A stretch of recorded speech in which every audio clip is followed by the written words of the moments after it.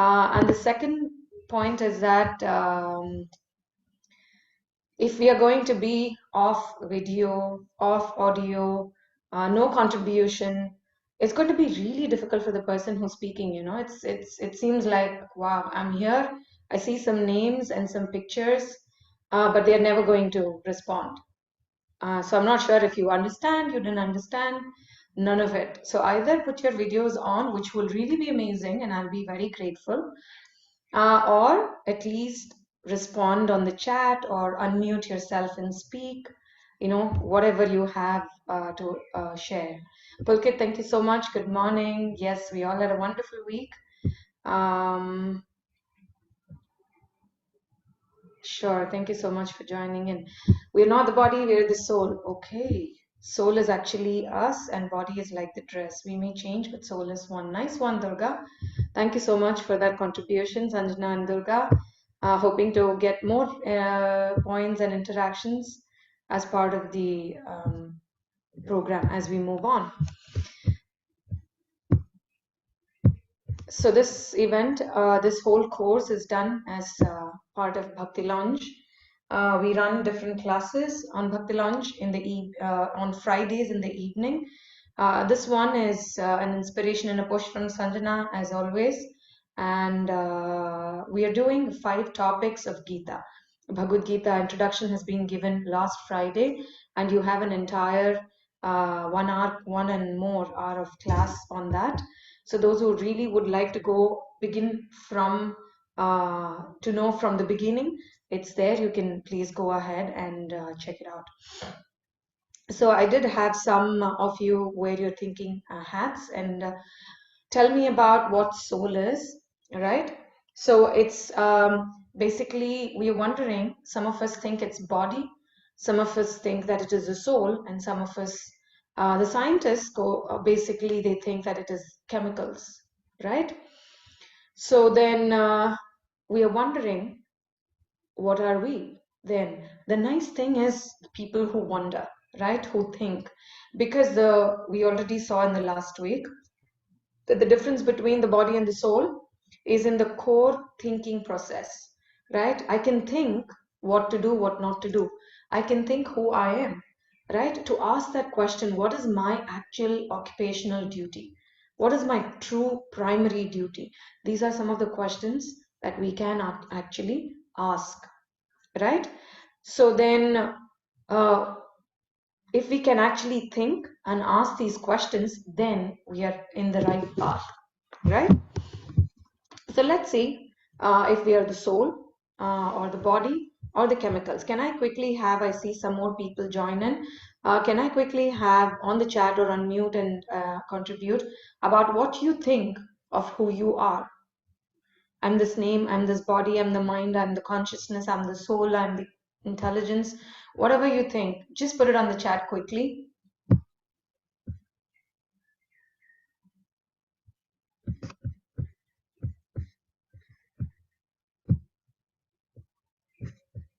Waiting for contribution.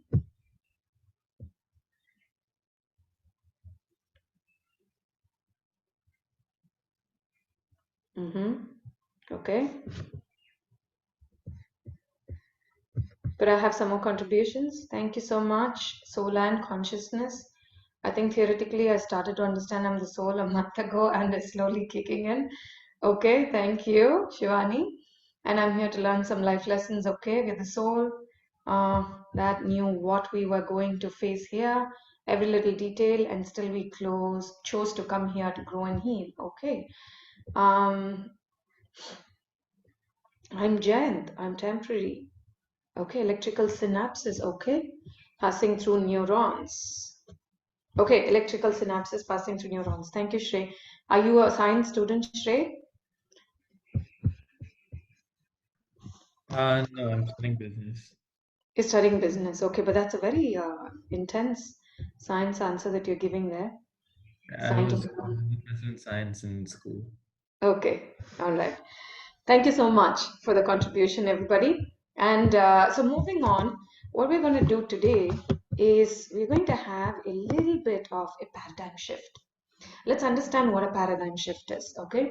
Now imagine Earlier, people believed that the earth was flat, right? And then they thought that if ships would go on the sea, it would go straight, and when the earth gets over, they're going to fall down, right? Because it's flat and it ends somewhere and they're going to fall down.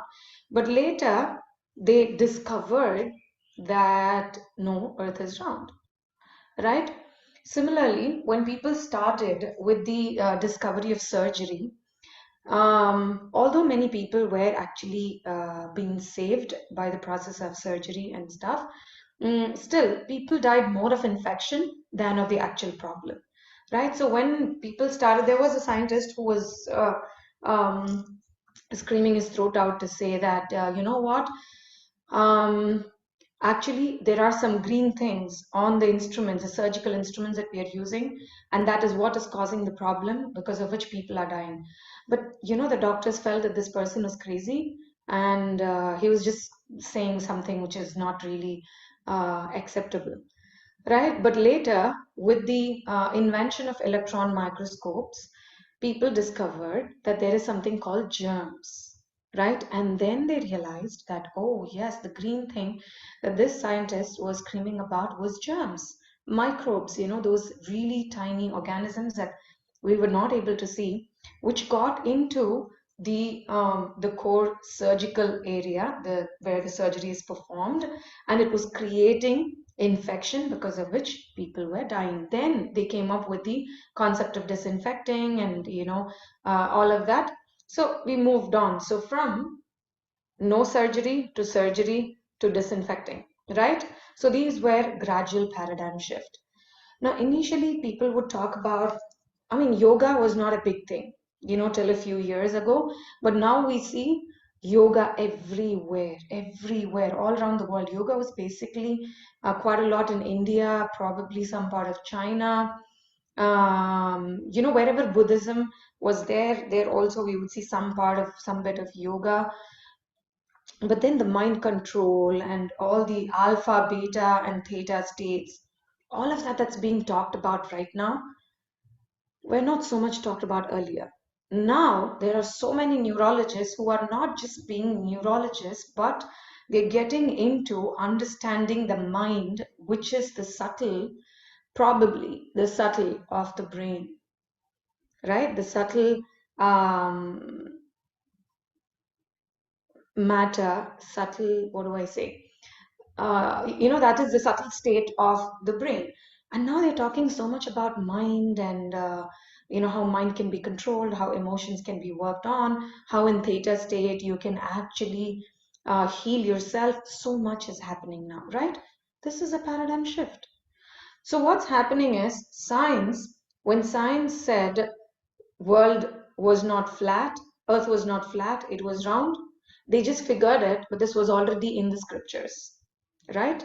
Surgery was not something that people just discovered just few years ago, but this was also again in the scriptures. Just like if you see, there is a great sage who did a surgery of moving at Ashwini Kumaras. There were two Ashwini Kumaras. He took the Ashwini Kumaras who are from the heaven. They removed the head of that Muni, he's called the Dichi, gave the head of the horse, and then restitched the head back. So surgery is not to the extent. Now we are thinking, wow, heart transplantation, that was a huge discovery in the medical field, right? So then when we keep seeing these things, we think that, oh, just now it's been discovered. But imagine it always existed. We're just inventing it now. We're just discovering that this exists, right? When people have that kind of an intelligence, we understand that, okay, it always existed. I have just discovered it. It's not that when the scientists discovered atoms or electrons and protons, that's when they started being present. Please understand, they always existed. Neurons that are wired together fire together. They say that. Uh, did the neurons not exist before they found that? Of course they existed, and they were still working, right? But when science discovers something, and then says that this is how it works, then we are ready to agree. Then we are ready to go on with a paradigm shift. But please understand, as the examples that I was giving before, these are some things which were already present and spoken about in the scriptures. So the request is, remember the last week's learning curve that I was talking about? I would request you to be on the first quadrant, where you're, I don't know what I don't know, and I'm ready to hear and research into this, right? So this is not about the soul, but before we get into understanding the soul and everything, it is going to be quite challenging. But if we can allow ourselves to be the learner and be ready to grow, then these paradigm shifts will really have an effect, an impact on us. Yeah. So my request is, allow the paradigm shift to happen by being in the I don't know what I don't know stage. And you're most welcome to ask questions, whatever I can. I will definitely. Thank you, Durga. That's really sweet of you. Thank you so much for keeping me, um, making me feel that, okay, there is someone there actually listening to me, right? So guys, please keep me alive through the presentation. So we're going to see, first thing is, what is the scientific vantage point in this, right? So when we look at the science, it talks about how the non-living matter, which is the atoms, combine together to form molecules, and then these molecules actually suddenly one fine day got life in them, and then they started growing, evolving, and that's how the entire human race was formed. Right? This was Darwin's theory of evolution. But it remained a theory, and now it is not accepted also. But I'm sure most of you here have studied it. Now it is not part of the curriculum for children, because scientists later have proved that this is not necessary. It's not proved.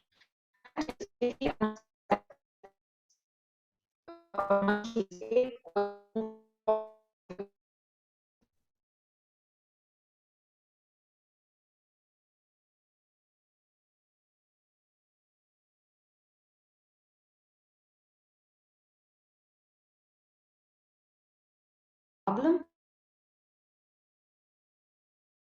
And at some point, there was this, Einstein was quite a spiritualist.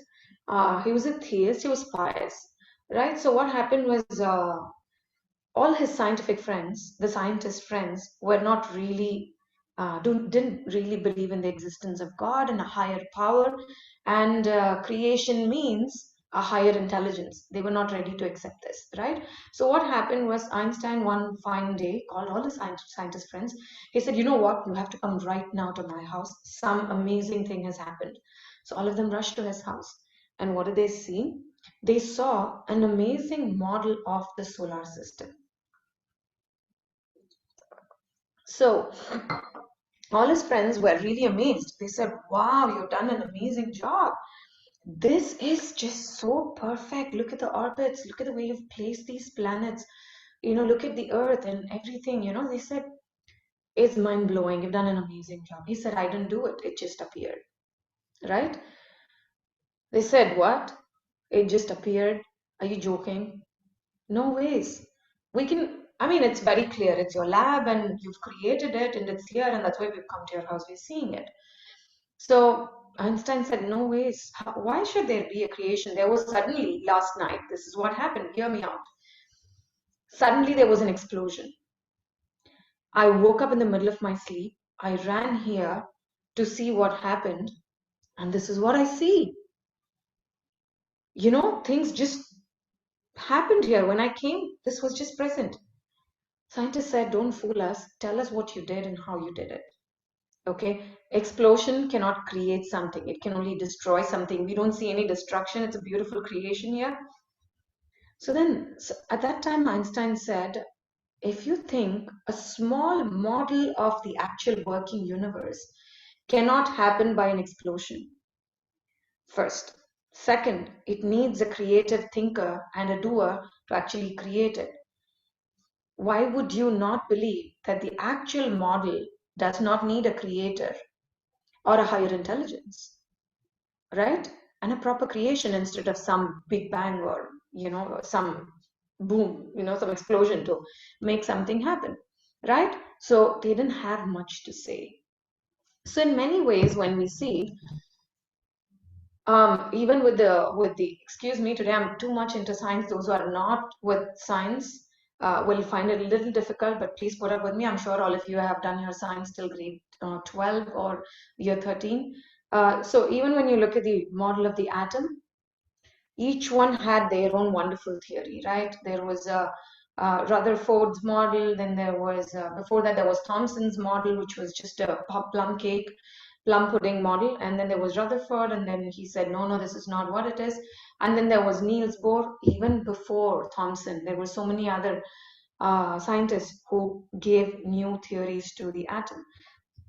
After that, they discovered the subatomic particles, which they never knew existed. So it kept evolving and evolving and evolving, right? And then now what they're saying is, okay, so here you have a bunch of chemicals, and these chemicals put together is what makes your life. Why is that so surprising to hear, right? Chemicals came together, and of course, you see, if you calcium, vitamin D, if it's not enough in your body, you can't exist.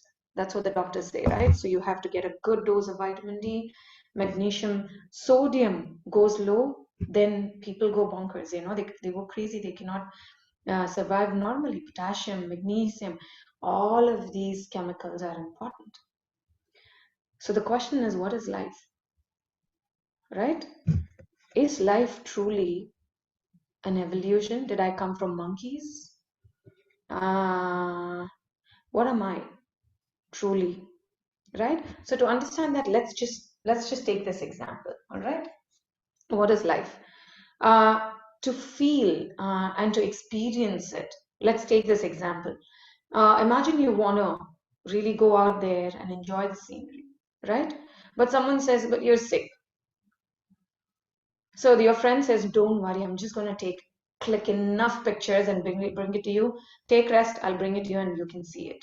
So she goes, she enjoys, she takes pictures and she brings it back.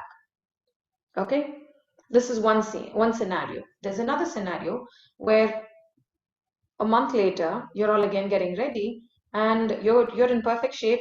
You're going with your friends on a trek, and then you go up the mountains, and then you're standing there looking at the beautiful sunrise.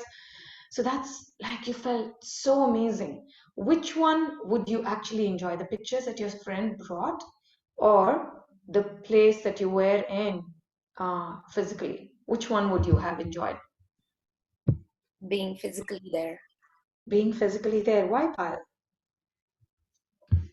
You can savor and soak in the experience for what it is and not through someone's pictures.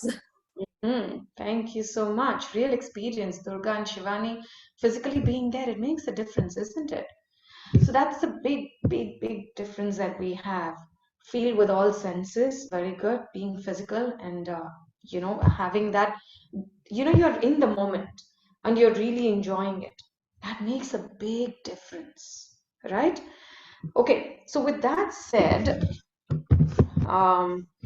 so what's the difference between that non-living picture which was taken? It's the same thing. It was sunrise as well that she pictured. But I couldn't enjoy it so much. I just was, shifting pictures and saying, "Oh, nice. I hope you had fun." And then I moved on. But when I actually was there, the breeze, I could feel it. I could hear people talk, and I was talking to people. There was music that was going on in the background, and I'm actually seeing every inch of the sun rising, and it's so peaceful, right?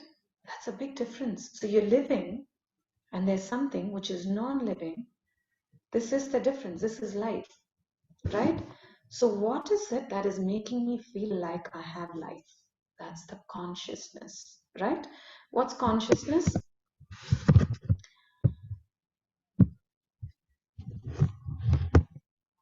So consciousness, let's be here, yeah? So consciousness is something which helps you feel that you are aware of things. Let's take example of a projector, okay? Imagine your mind to be the projector, okay? And the reel that is inside the projector are the thoughts and the emotions that are being projected, right? Oh, you're looking at this.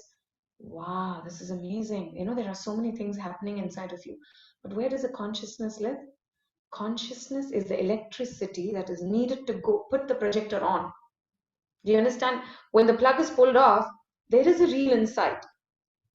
The projector is there, okay? But nothing is projected because there's no electricity. So I hope this gives you some understanding to the entire consciousness and life connection. Yeah. So when the life is pulled off, when the plug is pulled off, there's no more life. Exactly like that. That's what is consciousness. Oh, so if electricity is the consciousness, and because of that I'm getting this life, then where does this consciousness come from? What's the source of this consciousness? Right?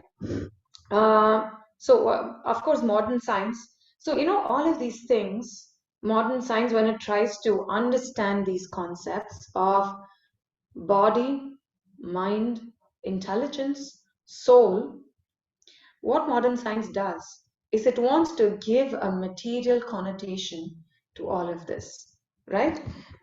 So let me ask all of you a question. I'm seeing this body, mine, yours, everybody else's. So I understand there is something called body, but I don't see our intelligence. Does it mean that because I can't see it, it doesn't exist? Can I have some contribution on that? Okay, I don't see your intelligence. I don't see my intelligence. How do we understand that intelligence exists? Can I have some contribution for that? Through experience. Okay, through experience of like Of how you are with people, maybe your day-to-day actions at work, at home. Okay. Your behavior, I think. Very good. Thank you, Sanjana. And Durga says through actions. Thank you. And Shrey, that's very good. IQ tests, right? You go through Briggs-Meyer, you go through the, the different IQ tests that you get. I think Briggs-Meyer is more for the personality, but intelligent quotient. You understand it by seeing someone acting in a certain way. This person is less intelligent. This person is mediocre. This person is very intelligent. Oh, scientists. We don't say it, but within us, we feel someone is a scientist, which means, oh, this person is very intelligent. We don't see it, but we know it, right? Exactly like that. We don't see the consciousness and the source of consciousness, but we know that there is consciousness. If someone is going to ask, oh, you say you're the soul, show me the soul. Come on, that's not what we're supposed to ask, right? Okay, what is the source? You know, do you have a concept behind this? That's a more intelligent question to ask, right? Because if someone is going to ask, oh, you want to see the soul? Why don't you show me your intelligence if you have it? Can we answer them? It's not possible, right? So it's not that we can measure everything on a scale. There are different things. There's matter and there is subtle nuances, right? So matter can be seen, felt. Even that matter, just imagine this body we consider. This is matter. And this is non-living matter. Please understand, right? This is another paradigm shift. This body that we have, the eyes, legs, the nose, ears, eyes, all of this is non-living. Just like the projector. Okay? Where's the electricity coming from? The consciousness. The moment you put the plug on, consciousness comes on, the projector goes on, and then the screen, white screen you see. Then when the entire reel starts rolling, you see the movie. When the light starts working, you see different things. Then you gather different things. You know, if I'm not sure if any of you have watched Inside Out, you know, a little bit it talks about how emotions are stored and stuff like that, right? So not everything, my point is not everything cannot be measured in the same quantity. Look at even the material things that we are measuring. You can't measure a solid item in the same quantity as a liquid item. This is measured in kilograms, grams, and that is measured in liters and kiloliters, and distance is measured in meters and kilometers. Even there is a difference in how we measure it. So how can we give it? I see the body, then I agree. I don't see the soul, I don't agree. I don't see God, I don't agree. No, that's not the way. This is not an equal level of measurement. Yeah, I hope this paradigm is a little more clearer there. So to understand further, okay, before we move on, any questions, thoughts at this point till what we have covered?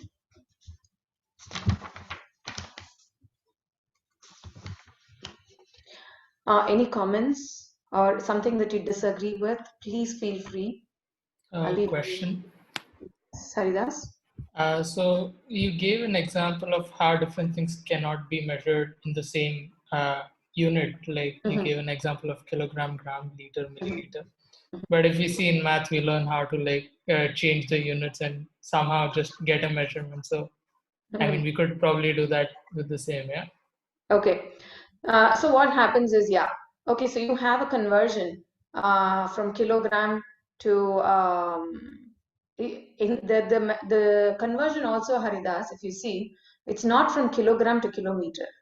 Can you convert kilograms to kilometer? No. That's what it is. Right? You can change a smaller unit of the same to a higher unit, but you're not comparing cats to dogs, right? Or apples to oranges. You're only comparing apples to apple and oranges to oranges. I hope that makes sense. Yes? Yes. Thank you. But a very good question, Haridas. Thank you so much for bringing that up. And for a moment, yeah. Thank you so much for making me think there. That's a good one. I think, I gave a bad example there. But thank you. Okay, so we're going to look at what is the source of consciousness. I assume that none of you have any questions, so I'm moving on. So we're going to have a few points to explain what is the source of consciousness and how do we understand this better, right? Now, first point is who sees and hears, right? If I say, I see, I hear, and I can walk. Who am I talking about? Who's doing all of this? I see, I hear. Is it my ear that is? Sorry? My body? Your body. Very good, Richa. Your body. Thank you. Right? Your body is hearing. Okay. Is the perception of sight or hearing in the brain or the nervous system of the body then? What's happening? So it's within the body, inside the nervous system, right? Which is present. Right? So here's my question to all of you. I'd like everyone's contribution here. So if this body was hearing and visualizing everything, walking, talking, with all the senses that were there, when the same body is dead, lying down, it still has the nervous system, the brain, the eyes, ears, nose, everything. Why is the body still not hearing? Why is the body not responding? Yes, Richa. The soul is missing, right? Yes, what's missing? The electricity is missing, yeah? Yeah. Yeah. Does that make sense, Richa? Durga, thank you. Yes, yes. Yeah, thank you so much. So then next one, okay? If we think this body is chemicals, the sources of chemicals, as the scientists say, let's just go with that, yeah? Let's take that same dead body, put some chemicals into it, okay? Can we make it come alive? No. No, right? So the point is that, okay, it seems like this was my body who was doing this all this while. But the same body, nothing is lost. after the person is gone, everything is there, but the body is not doing it. So what was doing it? So who is that I who was hearing and seeing, right? Now, next, common sense. Okay, let's pick the point of common sense. All this while, we were giving it, we were giving the person a name, and we had a relationship with the person.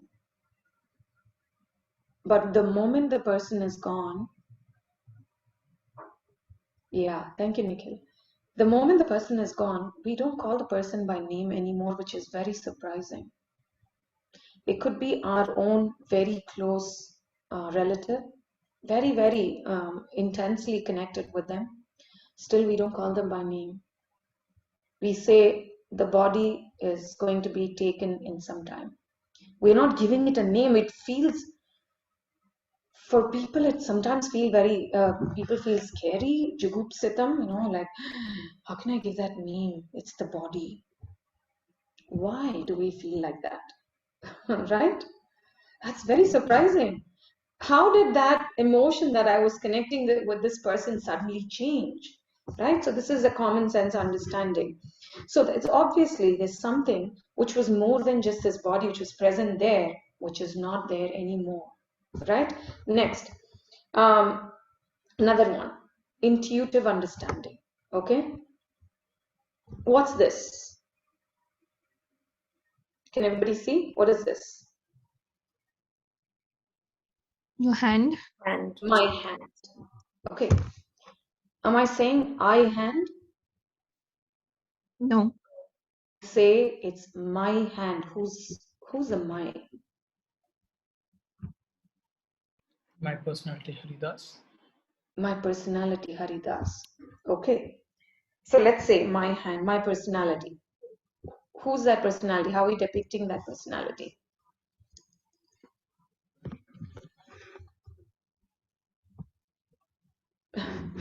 So we see when we say my hand, my body, my eye, right? I'm not saying I hand, I body, right? It shows that we are different from me. You understand? So who's that me or I who owns this body? When I say my car, okay, I say my car. The car is away from me. I say it's my car. Then they're saying that, oh, it's your car. It's Subhashini's car. Okay. But I should technically be saying this hand is attached to me, at least the car is away from me. But I still say it's my hand, which means it belongs to someone. That's the my. Who's the my? Right? Now, even if I say, okay, my personality, my mind, my intelligence, all of this my or I keeps changing. Yes, my sounds acquired. That's beautiful. Thank you, Durga. Right? It doesn't feel like it's mine. It's like it's of the self. It feels like I acquired it from something, right? And then, like moving on to the next point, the I remains the same, but the body keeps changing. In my previous birth, also, I would have said the same thing. My body, and I was attached to another one, but now I'm moving on, and I see that the I remains the same. Even now, I'm saying I am this person, right? In the next birth, when I move on, I'm going to say the same thing. So the I remains the same, but the body keeps changing, right? And then there are past life memories. So many people. There's Dr. Ian Stevenson. If you're interested, IAN Stevenson. You can check out. He's done so many case studies on reincarnation. A famous one from India is of the Shukla case that he did, where a little girl was able to remember her entire past life, and she took her father all the way from where she was living to another place, and she showed him the way to her house that she was living in her past life. And the moment she entered, she asked the person who was living there, which is technically her father-in-law from the previous birth. She said, initially the door entrance of this house was here. He said, yes, just recently after my daughter-in-law's death, because they said she died in a young age, because of Vastu being not right. We closed this gate and we moved it to another place. And then she showed the husband, she gave the name of the husband, her child, everything she gave. So the entire case study is there. And beyond that, he's done so many case studies. So how's this happening? Sometimes this memory is coming from the past, right? But the person is different completely. So that also shows that there is someone beyond just this body, and that person keeps moving constantly from one to the other. And even in, if you see some of the near-death experience or out-of-body experience, which is also there a lot in the, as part of, the medical records, so many are uploaded in the YouTube. You can look at near-death experience. People are actually, they feel like something got out of the body, the subtle them, and they were looking into them lying down there, the body which was lying down. Similarly, when people were going through surgery, they were able to see their own surgery with their own eyes, which means the consciousness is out and it is seen, right? So these are some of the ways by which we can actually understand what is the source. So the source, that which is consciousness, is the whole awareness of the being. But what is the source of that being? Right? Just like I said, maybe, we wonder, okay, is mind the brain? Because mind is not the gross body, right? It's the subtle body. Out of body experience, yes, it could happen during sleep also, in a deep sleep state. Possibly. In fact, there's this sannyasi in ISKCON called His Holiness Bhanaswami. So Maharaj has given beautiful lectures on reincarnation. So maybe if some of you are really interested, I can find a video of that and post it in the group, so that you can get a little more understanding of mind and how it works and how reincarnation works. Yeah. So yeah, definitely I'll do that. Haridas, if you could just take note of this and remind me to post it, it'll be helpful. Yeah, so then, what is the source of this consciousness?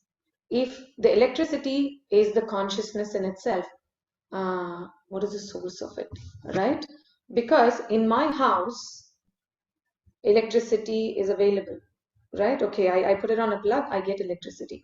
But I'm not producing that electricity. That place is not producing that electricity. It comes from a main place, right? It's given out, its energy is shown. Just like, let's take example of the sun.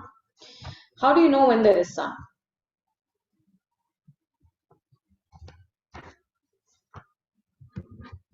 Sunlight.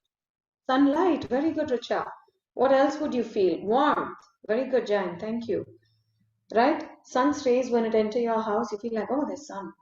Right? And there's that one sun which is giving light to the entire earth. Can you imagine? Heat, by seeing it. Right? Oh, yeah, textbooks. Yes, definitely. Okay. So similarly, just as much as heat and light are the kind of things by which we realize that there is something called sun, and till then it was dark, but when it enters into my room as rays of sun, I connect the sun's rays with the sun. Similarly, consciousness, where is it? Right? What is the source of consciousness? It's the soul. Right? So when the body is gone, when we say the body is gone, where is it gone? Right? What makes it happen? Who left the body?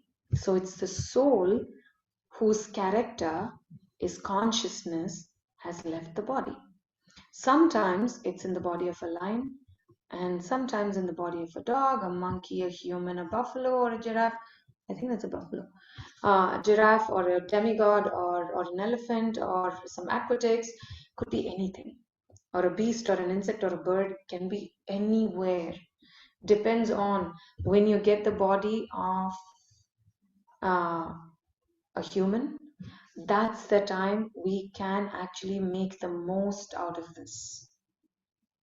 Like how if you remember, I gave the example of a diamond jewelry. You could have bought the most expensive one, and it's beautiful. You're not going to definitely throw it out on the, in the living room, and definitely you're going to put it inside your safe, right? So exactly like that, that which is a treasure has to be preserved. So human body is like the treasure, where the soul gets that freedom to actually think and work towards its ultimate goal, which is understanding what is the source of the soul, right? We're going behind one after the other, right? So if my body is working, there's something making the body work. What is that? Oh, consciousness. What is the source of consciousness? Oh, it's the soul. What is the source of the soul? Oh, it's the super soul. So basically, it's going back to finding the roots, right? So in the process of finding the roots, today we are stopping with the soul. Okay, we talked about karma, which is more of a body mind related last week, right? Where it's best that we know ignorance is not always bliss. It's best we know what we are trying to do with using this body, the actions that we perform, so that the reactions that would come to us would be uh, easy to accept, right? So this week we're looking at one more further, where the soul, which is the consciousness which gives life to the body, to do its actions. Okay, now what is the soul? Just like how, if you see, water has a particular nature and ice has a particular nature. Although both of these are the same, their properties are different. But what is the original nature of water? Is it the ice? Is it the vapor? Or is it water? What is the natural state for water? Is it solid, liquid, or gas? Liquid, state of flow. Good. State of liquid is its natural state, right? Similarly, for the soul, its natural state is in connecting with the Supreme Lord, right? So if you see here, there's an example that I've given here where there is water in the sea, and then you see there is a margin, right? This space in the margin on the sand, which is the seashore, it's between the sand and the sea, the shore, right? What happens in the shore? The sand is not as dry as it is from away from water. Because water keeps coming in and going, that place is a little bit of a combination of dry and wet sand, right? It's amazing when you place your leg on it because it's cold, it's beautiful. Anyways, so the sea, okay, let's understand and imagine that the sea is like the spiritual nature, and the sand is like the material nature. Okay, spiritual nature, when the soul is connected to the spiritual self or the Supreme Lord. There's sand, where the soul is more on the material nature, where it looks itself as beast, bird, human, blah, blah, blah, different varieties of bodies that it can take. So the soul is on the shore. Why is it? Beautifully, the spiritual scriptures explain that soul is marginal.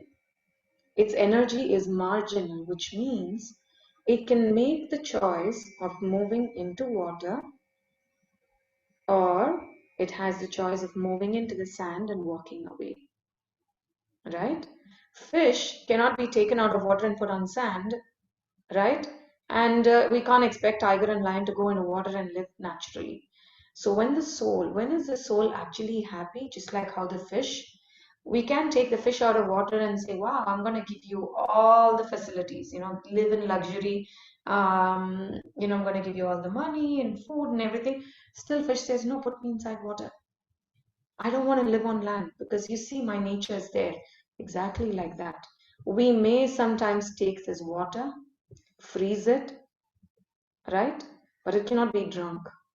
It's not in its natural state. It's in a different state. Similarly, you can heat the water and vaporize it. That is also not the natural state of water. Same, exactly like that. The soul is on this margin where it is wondering, always thinking, which is my natural state? Where am I supposed to belong? What is my eternal nature?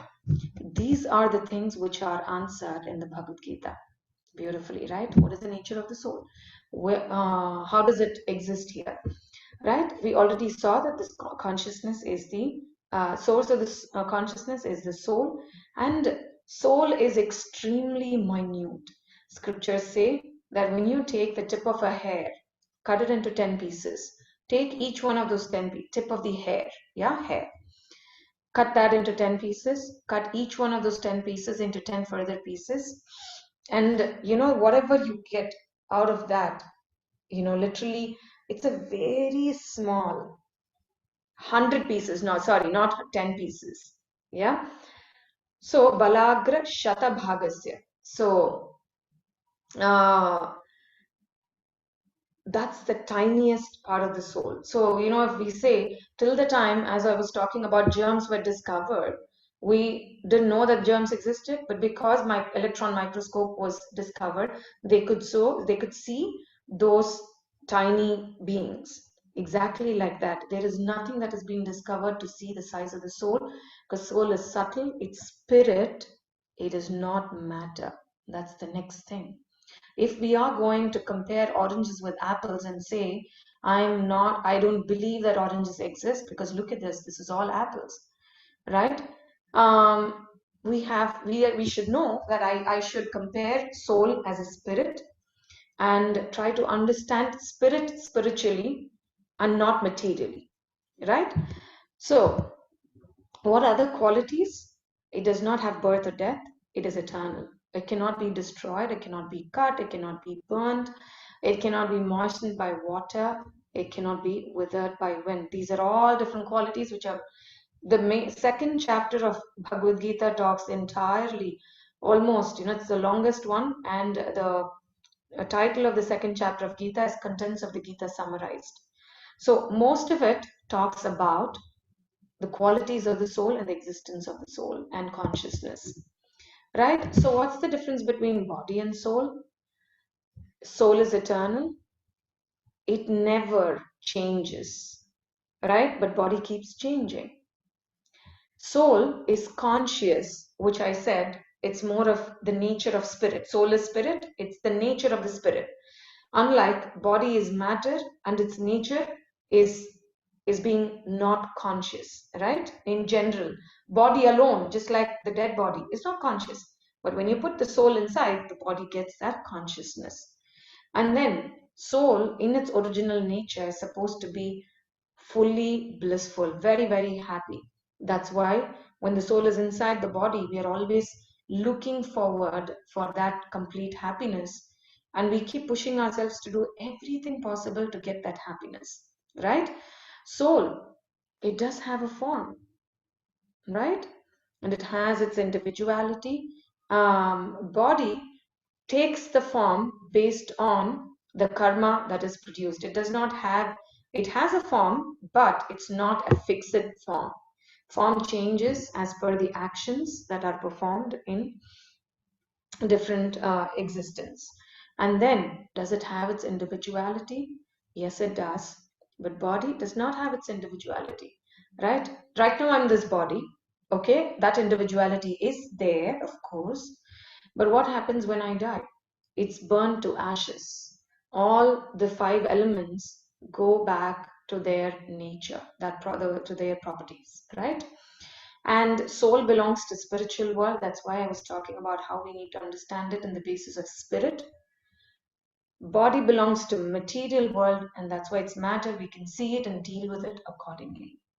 Okay. So if we have to deal with the soul, we need to deal with it appropriately. Just like here, we see. So this is an interesting story where a lady she loved to have pets, and especially a parrot. So what she did, she went to the cage. The pet shop, and she bought herself nice parrot. Who says soul is damaged, Shrey? I don't get it. Who has said that?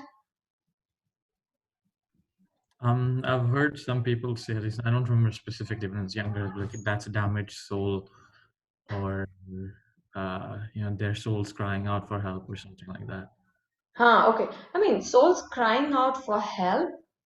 Yeah, it's because the soul is not happy. You see, I was talking about the example of fish not being happy outside. It's definitely going to cry to put it back in water, right? So definitely the soul is covered by different layers, right? Soul, then there is intelligence that covers it. On top of that, mind that covers it, and then the five elements which covers it. So naturally, the soul wants to get that freedom, right? So then naturally the soul is saying, please, I want freedom, I want to be let gone, and I want to actually feel that complete happiness, right? So soul's crying out for freedom and help, so that it can go back to the original self. Yeah, the soul is damaged, I'm not sure. I think the person who says that, we need to know from them what connotation they're giving for the soul. And when you speak of the freedom of the soul, what's like freedom from the body or freedom in like Okay, circumstances? that's a good one. So since I was saying that soul is not matter and it's spirit, the soul wants to be in the spiritual nature, not in the material nature. That's the true freedom. Yeah, it doesn't want to be connected with with matter, but at some point it did want to do that. Just like how sometimes water is frozen to become ice, but till the time you put that in that temperature, it remains. You pull the temperature out, it comes back to water. Right? That's its natural state to flow. Exactly like that. For some time, the soul is put into the body to feel like the body. That's what is the entire duty of the mind, to keep the soul feeling constantly that this body is yours, right? That's where the ahankara also comes, the false ego. If the soul is not going to be made believe that this is the body, one cannot exist inside this body, right? So we talk about many times the needs and values. We feel very uncomfortable living in this body, in this life, when our needs and values are not known. We're just wondering, why am I even living? What am I living for? That's a very confused state. So we push people to understand the needs and values, right? So once one understands the core needs, the purpose of life for this particular body, then one feels like, wow, now I just have to go in this direction. I will aim at my direction goal, and I will go in this direction, achieve it, then I'll be satisfied. Exactly like that. The soul has its goal to achieve and come back and feel its spiritual nature, which is, we're going to talk about this further in Kala tomorrow, again in Prakriti the next week, and ultimately the Supreme Lord. So what is the connection? Last week, if you see, we talked about Sambandha, Abhideya, and Prayojana, relationship, process, and goal, right? So right now we just talk about the soul. Next, we're going to also talk about the relationship of the soul with the Supreme. And we will also talk about how the goal will be achieved and what could be the processes. Yeah, Shrey, did I answer your question? Yeah. Was it along with that? Okay. All right. So what happens is here, so we understand that the soul is inside, and then there are multiple coverings on top of it. So this lady brings the parrot, puts it inside the cage every day, and she buys a golden cage, not a simple one, right? And she cleans the cage every single day, right? But suddenly, after 5-6 days, she sees the parrot dead. You see the parrot dead and hanging out like that, right? And she's extremely sad, right? I'm sorry, I'm not laughing for the parrot being dead. I'm laughing for what is coming ahead, right? About the lady's understanding. So what happens is, now her neighbor comes and she's crying. She's profusely crying, and she's saying, look what happened, right? My parrot is dead. So then the lady is saying, oh my God, maybe some disease attacked it, maybe something that's in the air, maybe there was something in the food that you gave. She said, what food? I'm supposed to feed the parrot? The person was shocked, the friend was shocked. What, you didn't feed the parrot? She said, no, I didn't know I had to feed the parrot, but I was thinking I need to keep the cage clean. So every day I was cleansing the cage. I was keeping it sparkling. But the parrot died. I didn't know that I was supposed to feed the parrot. So many times what we do is we do so many things to say that I'm doing yoga to calm my mind. I'm doing exercise to keep my body fit. I'm not saying these are wrong. Very good. This is important. Keeping the body fit, keeping the mind calm is all very important. Otherwise, it's not possible for us to go further and understand the existence of the soul and how to connect and all of this, right? The only request is go beyond. Clean the cage. Keeping the cage clean is necessary. It's essential. More essential than that is feeding the parrot inside, which is the soul.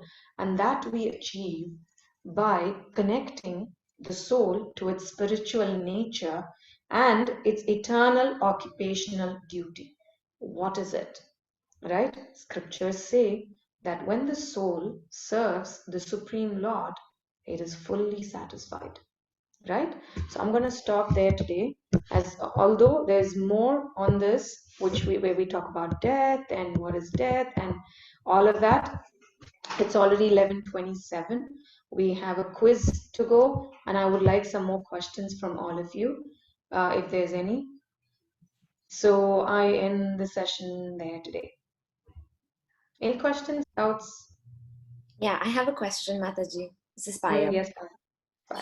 So I just wanna shift the focus a little bit, like we all said, the soul wants to break free from the material world, but I want to just shift the focus a little bit to money. Now, money gives us freedom, and we know that freedom gives us happiness. So I know, and this is like a cycle that never ends. But my question is, does this mean that our soul will never be happy if we're maybe chasing wealth or money in that sense? Very good. Beautiful question, Payal. So this is where a beautiful concept of Varna Ashrama that is explained in the scriptures comes into existence, where the soul is here, which is trapped inside this body, mind, and intelligence, right? But what happens is, because this body has been given to us, we need to survive in this world based on our nature, our social and spiritual nature. Okay, so there's social duty and spiritual duty. So social duty is more like, I need to be here, I need to earn money to keep the body and soul together. I need to eat. So ahara, nidra, bhayam, maitanam, eating, sleeping, mating, defending, these are core. Similarly, there are the purusharthas also: dharma, artha, kama, and moksha. The four, right? And the panchama purushartha is prema. Okay, we're not going there. So this one is, what's my dharma? I'm a woman. I'm a human being, and I'm married to this person. I have children. I have a family. I have my parents. I have my duty to all of these people. So I can't live. That is why Krishna cleared this in Bhagavad Gita again. He says, Karmanyevadhikaraste ma phaleshu kadachana. So how do I manage this? I have to live here and work and still be connected and make my soul happy. How do I do this? So Krishna is saying, yes, I understand. So how can you gradually get out of this rut? Right? Is by doing your actions according to your position that you're placed in, at the same time offering the results of those activities to the Supreme Lord. So then the bodily necessity is also taken care. At the same time, we are also keeping the soul happy by allowing it to gradually connect to the Supreme Self and reach there ultimately. Does that make sense, Payal? Yeah, done. Thank you. Okay. So, sometimes it's possible that people really are in a society, in a family, and if you see, we as human beings are quite social animals. It's not possible that we can't live in a society. It's very, very, very difficult, especially in Kali Yuga. Tomorrow we're going to see some of the effects of Kala and stuff, and then we'll see about Kali Yuga. So when we look at that, we understand that, oh my God, It's all the more difficult at this present age. It's called the iron age, you know, because disturbance is a lot more, right? When I was growing up, I think, you know, the way children were occupied, kept occupied was a linear growth. But now, how children are being occupied, how children are exposed, this is an exponential growth in the past few years, right? So this is how Kali Yuga is going to progress. So then, with all of this, can I go to that extreme, give up everything, sit in one corner, and not get distracted? That's why Krishna has given beautiful, you know, points in Gita to say, do your duty, offer the results to the Lord.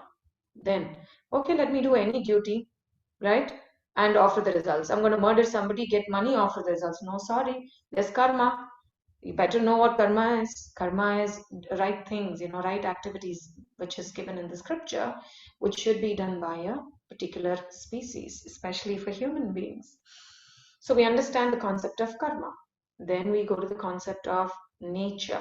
I'm living in this material nature. How do I not exploit it and just use it for my good, so that I leave it for the next generation? Let me not be greedy.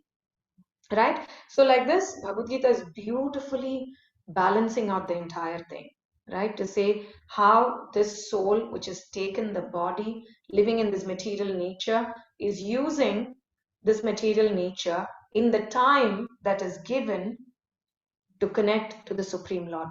So these are the 5 things. So go back and listen to what I just said. There's all the 5 topics in this particular sentence, and that's what is basically happening. Yeah, I move on to Durga's question: how to make soul happy? Doing anything happily make them feel good, or only when meditating or prayer? Just like how, so the example I'm going back again and again to the fish example. We can take the fish out of water, we can give it wealth, we can give it cigarettes or weed or I don't know, you name it, and you can give everything to give it pleasure, but it will still die, right? Because what are we doing? We are projecting our perception, thinking that if I can live happily here, of course the fish should be happy. If I'm feeling whatever, you know, the high by taking drugs or something, of course the fish should feel the same way. Atmavan manyate jagat. We talked about it last week, right? Thinking of putting everybody in my position and thinking, if I can do it, why can't they? Right? So we have a limited understanding of the soul. So we think that if I'm going to put the soul in the same way as the body is, and the body gets happy for a certain thing, the soul should also get happy. That's not true, right? So soul is spirit. Only when it connects to the spiritual nature, it feels happy. And yes, you're right, Durga. The second point of yours is right. Meditating, being prayerful, right?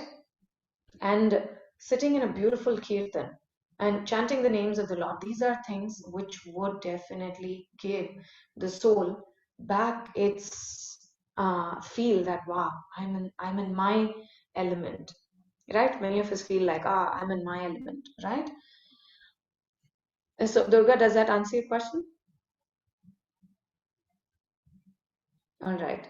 Why is it that sometimes you you instantly click with someone or feel a strong connection? Does this have something to do with being soulmates or a connection from the past? Definitely, Payal, because the soul moves on from one body to the other. Like in Bhagavatam, Hiranyakashipu, who's a demon, is giving a beautiful example. In fact, he gives 3 examples to this. He says that imagine sometimes travelers come together and they meet up in a place of staying, right? Could be a hotel or somewhere. They're meeting for some time, but then after that is over, they all move into their own directions, go back.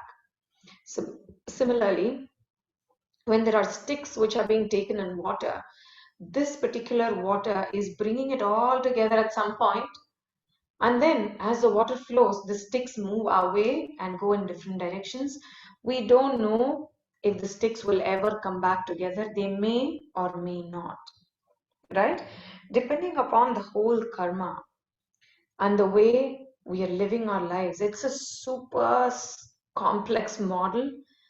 It needs a super creative, extremely intelligent brain to manage this entire creation, to do it all right, right?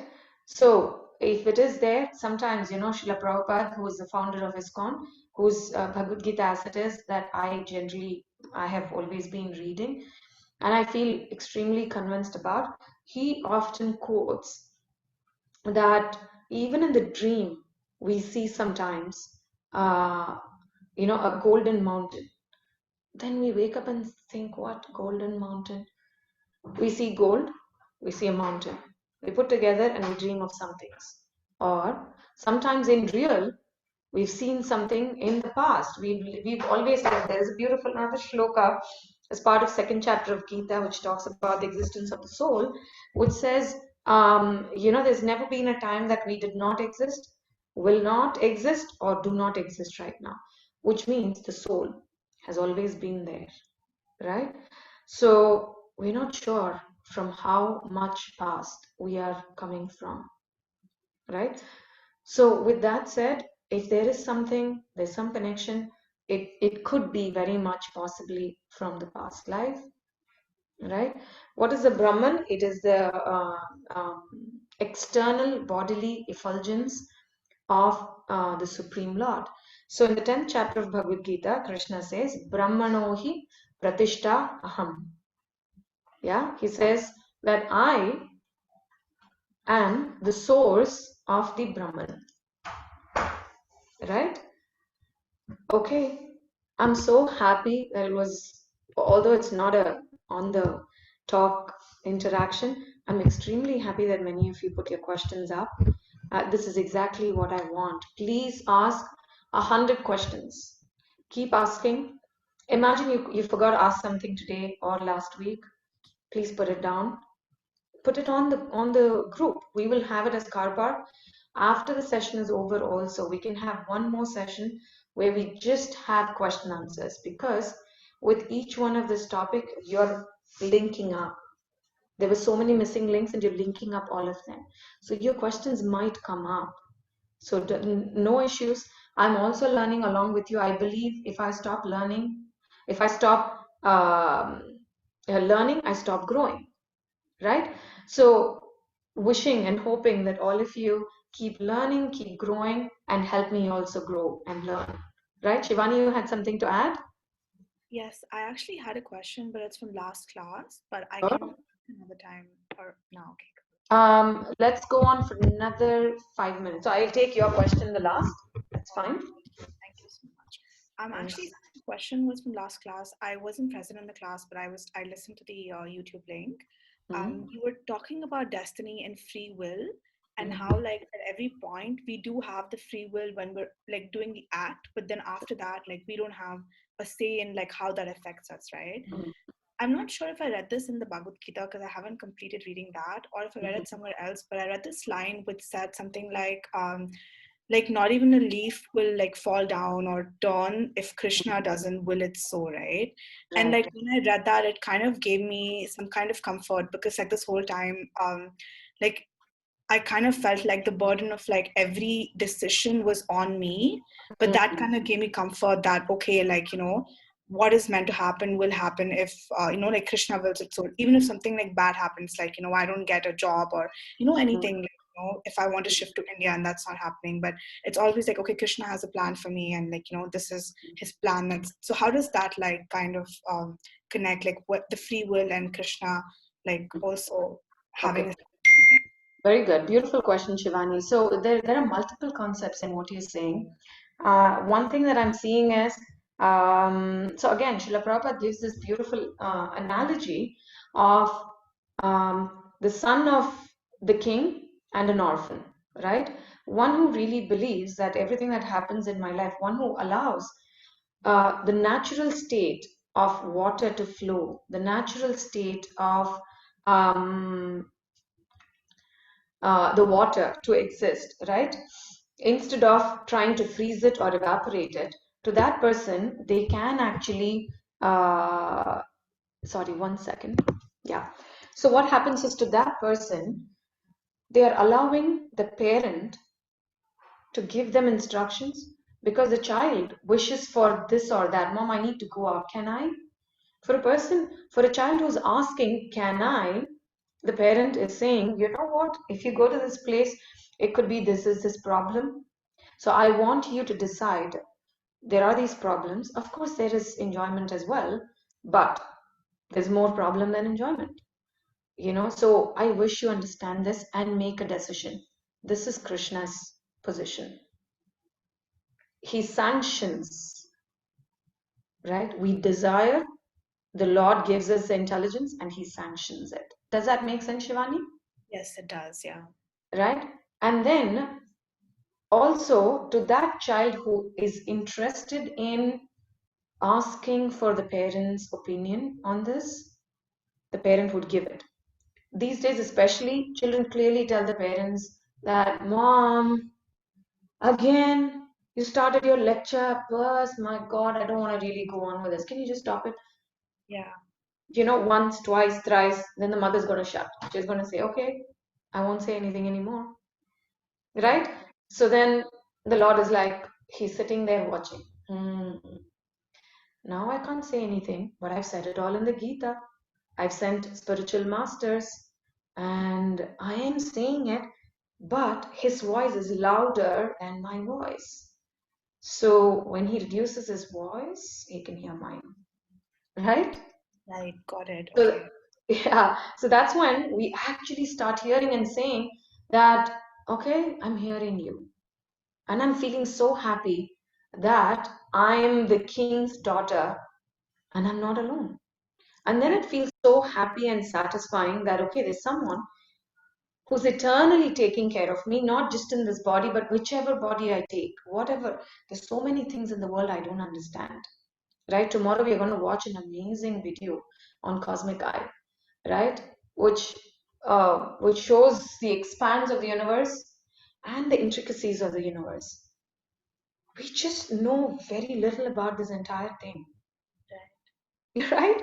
The person who's created is sitting there. So are we going to really put all the effort in finding, inventing, discovering, or are we going to hear what the creator has said? Which is easier? Listening to what the creator already Right? said. Yeah. So the manual is given in hand, which is the Bhagavad Gita. If only we can actually pick it up. Stop.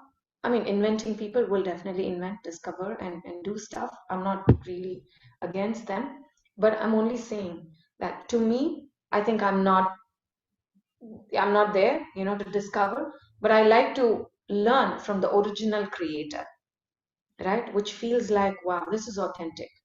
I'm not going to buy a Samsung TV and sit and read a Hitachi TV's manual, right? To fix it. Whoever is the creator of that Samsung, I will only read the manual of that particular creator's manual, right? So thank you, Shrey. So that's the whole thing here. Does that make sense, Shivani? Yes, it does. So basically through prayer and meditation and like kind of remembering God every day, that's how like your voice goes down and you start to like, you can't really say it, but you kind of understand like where God's kind of like leading. Exactly. And that's where Bhagavad Gita comes into existence. How do I know what God is saying? Oh, he's given 700 messages, 700 SMS. Let's go check it out. And then you hear what he's saying. And that's why we say that you want to know why is lust engulfing me? Why can't I stay out of anger?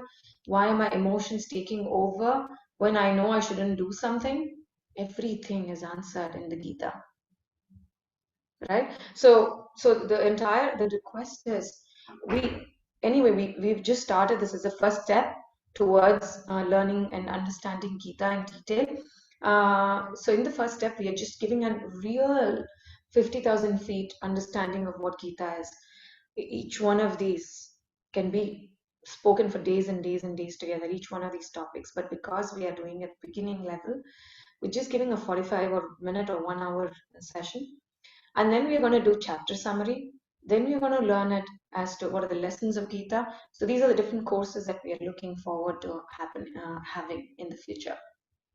Thank you, Mataji. That was very well explained. Thank you. Thank you, Vani. So last question, feel happy to be helping others. Is it good? Sit only. Okay, it's karma. I'm praying God, don't want any fruits for my good deed. Is it enough? Yes. So doing good and offering the results to God and understanding that I'm doing, but the person who is making me do also is the Supreme Lord, and understanding the connection with the Lord and serving the Lord in in completeness. That is our karma. Cooking, right? To give a real life example, I want to cook every day. I love eating. I'm a foodie. So which means how do I do this? How do I connect this? So I cook, I offer what I have cooked to the Lord. So that's the fruits of labor. I offer it to the Lord. Then as prasad, I consume it. All right? So that takes away the concept of it's my food, I'm going to eat. So it's not just satisfying my own desire and lust and greed for food, right? It takes a completely different step altogether there. All right. Okay. Thank you so much, everybody. It was wonderful to have you all here. I'm really looking forward to much more sessions. Please tell your friends if you really think that you want to do very good for someone whom you really love.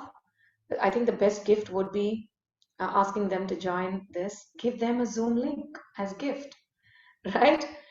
And let's have more fun sessions like this, understanding the true self and connecting. Thank you so much, Durga, DG, Shrey, Nikhil, Shraddha, Shivani, Haridas, Gaurang, Radha, Rucha, Payal, Khushbu.